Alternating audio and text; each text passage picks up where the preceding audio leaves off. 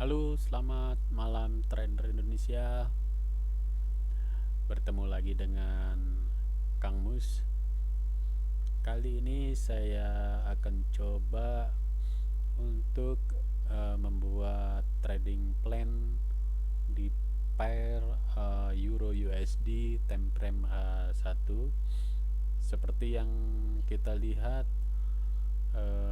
pergerakan harga masih eh,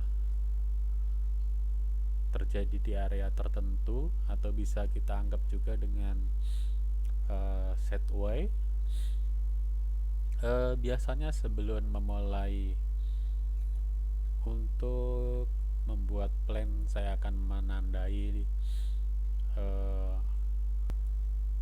posisi harga tertinggi dan harga terendah. Nah, untuk pergerakan harga turun ini termasuk yang lebih dominan dibandingkan dengan web sebelumnya. Jadi pergerakan naik ini langsung dibalas dengan pergerakan turun yang lebih panjang.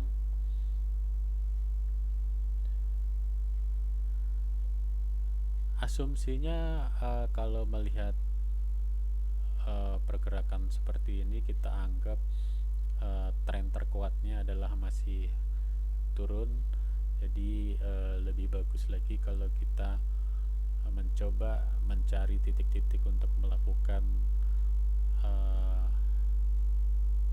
aksi jual.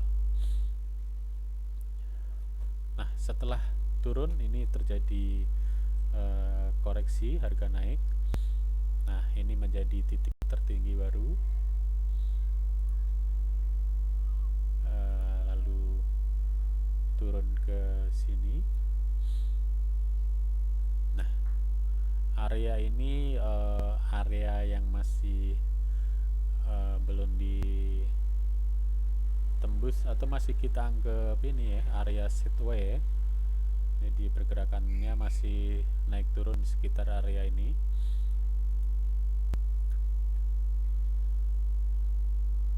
Tool utama saya dalam melakukan mapping, biasanya saya memakai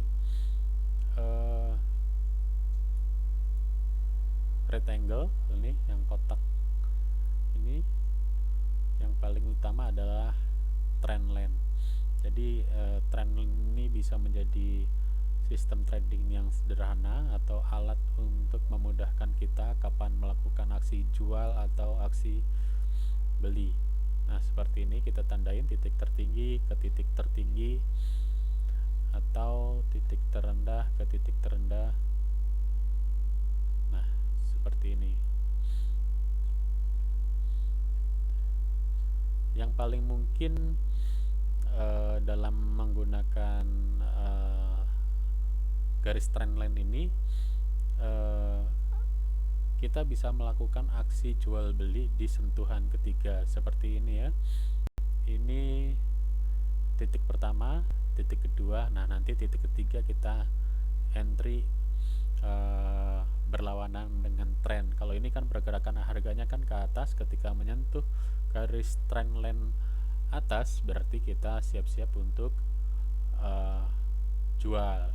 Begitu juga sebaliknya dengan garis trendline di bawah, ketika harga turun menyentuh garis trend di bawah ini, kita bisa melakukan aksi beli. Nah, itu sebenarnya teknik trading yang cukup sederhana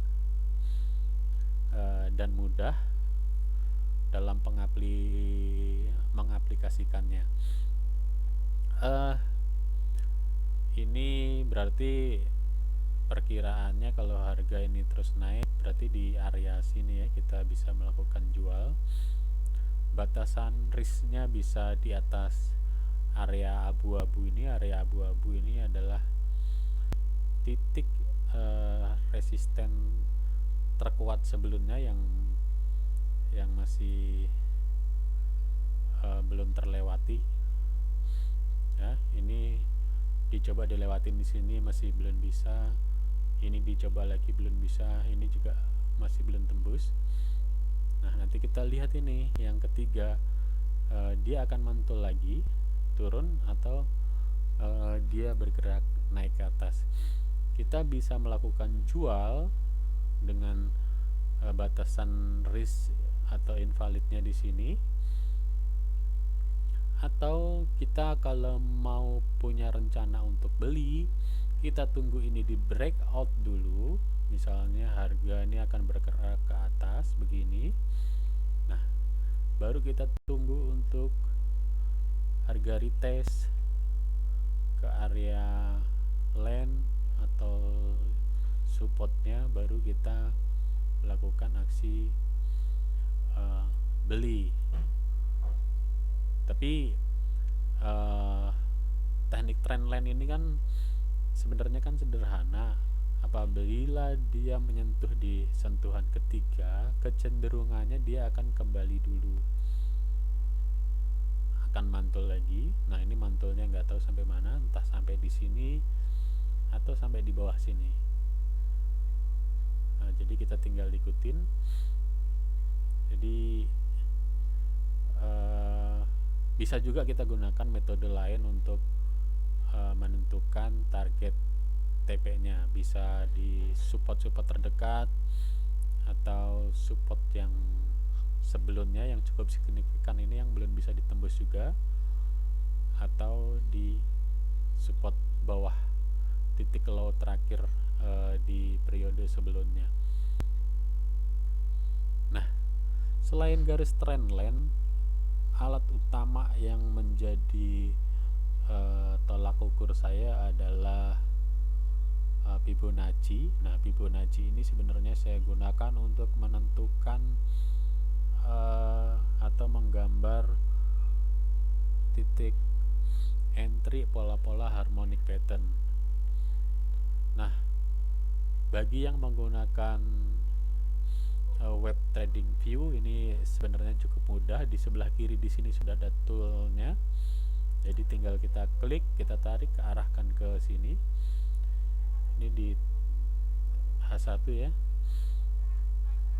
Ini kemungkinan yang akan terjadi adalah pola bad pattern. Kenapa bad pattern? Syarat bad pattern adalah titik B-nya tidak lebih dari 61.8. Nah, di sini titik B-nya baru 44,7. Nah, titik D-nya adalah 88,6. Nah, ini hampir sama juga nih di area-area sini juga. Titik entry harmonic pattern hampir sama ya, di sekitar trendline juga. Nah, di area ini kita bisa melakukan sell dengan TP support terdekat, atau yang medium itu titik B. Nah, yang terakhir kita bisa menggunakan ini garis trendline atau garis horizontal ya di sini ya. Nah, kita bisa letakkan TP-TP-nya di sini. Jadi ini sebenarnya metode trading yang sederhana. Ini potensial banget akan membentuk bad pattern. Jadi metode apapun sebenarnya bisa kita gunakan. Syaratnya adalah kita bisa menentukan titik invalid atau batasan risk. Jadi kalau area entry-nya kita sudah punya perkiraan, nah kira-kira batasan risk-nya itu di mana. Jadi hampir semua technical harusnya seperti itu ya. Semua teknik harus punya batasan risk untuk antisipasi apabila rencana kita itu salah. Nah, siapa tahu yang terjadi ini bukan pola bad pattern, tapi seperti tadi ya, harga nge-break out ke atas. Nah, berarti kan plan kita kan berubah, tidak memaksakan untuk sell lagi. Kalaupun toh sell kembali, kita punya alasan yang lain, tapi bukan alasan yang ini kembali. Nah, mungkin dengan penarikan land modelnya begini, nah bisa kita sellnya di atas sini bisa. Jadi alasannya lain lagi. Nah, mungkin ini dulu gambaran untuk Euro USD. Semoga bisa menjadi bahan pertimbangan atau pilihan entry apapun yang kita lakukan. Yang harus kita pikirkan adalah risknya. Demikian, selamat malam. Wassalamualaikum warahmatullahi wabarakatuh.